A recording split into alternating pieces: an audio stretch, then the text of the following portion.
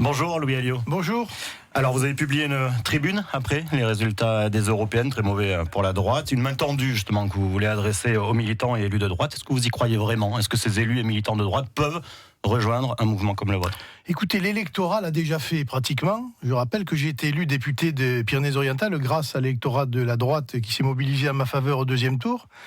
Et je vois bien que les électeurs, petit à petit, gagnent notre vote et délaissent le vote des Républicains. Et ça a été patent à cette élection européenne, puisque dans le département, nous sommes à 33% et des poussières. Donc, les électeurs l'ont fait ou sont en train de le faire massivement. Reste maintenant aux élus locaux. Moi, ce que je ne crois pas, c'est aux accords d'état-major. Je ne me vois pas signer un accord avec qui que ce soit, d'ailleurs, pour se partager. Parce qu'ils le refuseraient aussi. Oui, mais puis même, je pense qu'on a dépassé ça. On n'est plus dans des alliances comme tentent de le faire un certain nombre de personnes, de faire des combinaisons entre les uns et les autres pour se partager les postes. Moi, je crois plutôt à des majorités de gestion.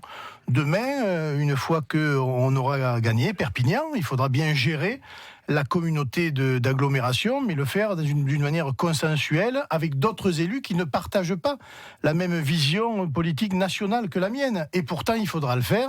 Et je pense que ça se concrétise, ça se bâtit, ça se discute dès à présent avec des élus locaux de bonne volonté, en mettant de côté peut-être nos étiquettes politiques momentanément.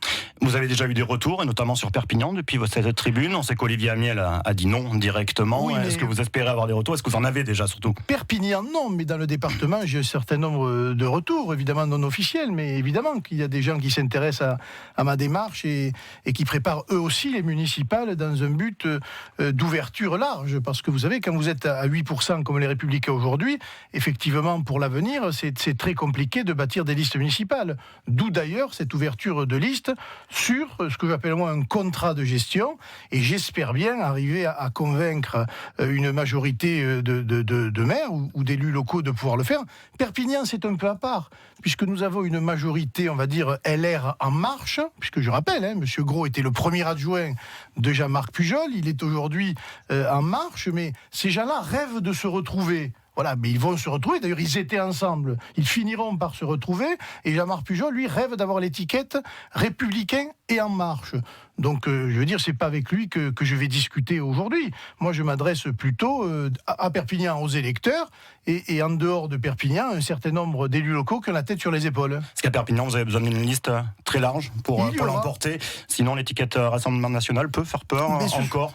Mais je crois que non, puisque la preuve, le plafond de verre est tombé dans les Pyrénées-Orientales. On oublie trop souvent. J'ai été élu au majoritaire à 2 tours dans la 2e circonscription.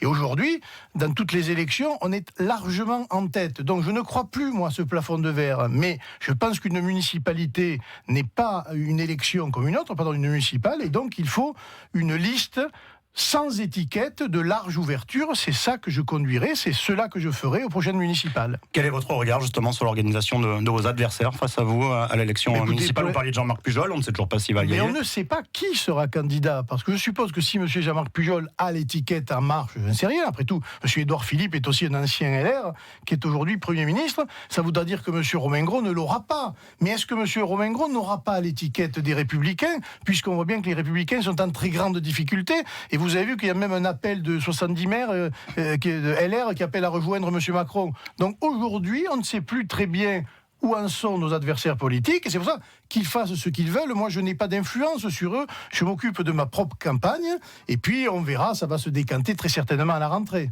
Vous attendez là que Jean-Marc Pujol se déclare? Ben oui, il avait dit au lendemain des Européennes, je dirais ce que je veux faire. Manifestement, il ne l'a pas fait, parce qu'évidemment, il est dans une situation très difficile, avec, il faut bien le dire, une hostilité assez importante de la population de Perpignan envers sa politique, et puis un flou politique grandissant, parce que plus personne ne sait s'il est républicain, pas républicain, s'il ne va pas partir en marche, ou si tous ces gens-là ne vont pas s'entendre encore une fois pour tenter de sauver leur place. Moi, je ne suis pas dans une démarche de sauver ma place, je suis là pour proposer un avenir à Perpignan. Ça n'a pas l'air d'intéresser grand monde aujourd'hui dans la municipalité et autour de M. Gros. S'il rajoute sa candidature, ça vous arrange? Non, enfin, ça m'arrange. Voilà, il fera partie des candidats, mais au moins, lui, il aura un bilan à défendre. On pourra discuter de son bilan. Et de la même manière que si M. Gros est candidat, on pourra discuter de ces 2 ans et demi où il a été premier adjoint de Jean-Marc Pujol et avec des résultats politiques catastrophiques. Dans le département, au-delà de Perpignan, est-ce que vous allez réussir à présenter des listes? Est-ce que vous envisagez de gagner d'autres villes du département? Est-ce que c'est vraiment envisageable? Alors, gagner, non, mais participer Vous ne pouvez gagner aucune autre ville que Perpignan dans le département? Ces municipales, on va les aborder en soutien à des listes. Voilà. Nous aurons des gens à nous qui participeront à des listes, ou nous aurons des listes directement. J'en ferai ou j'en donnerai la liste au mois de septembre. Donc je pense que sur tout le littoral, évidemment, et pas que, nous aurons des amis qui conduiront des listes. Maintenant, vous savez, moi je ne suis pas Madame Soleil et je ne peux pas vous dire si on peut gagner.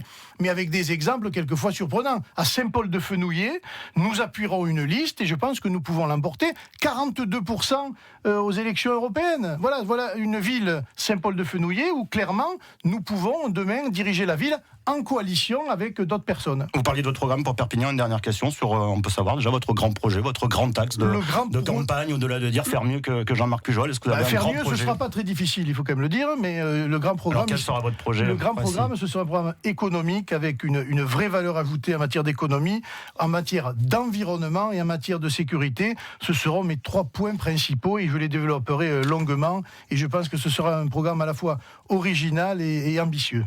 Merci Louis Alliot. Merci.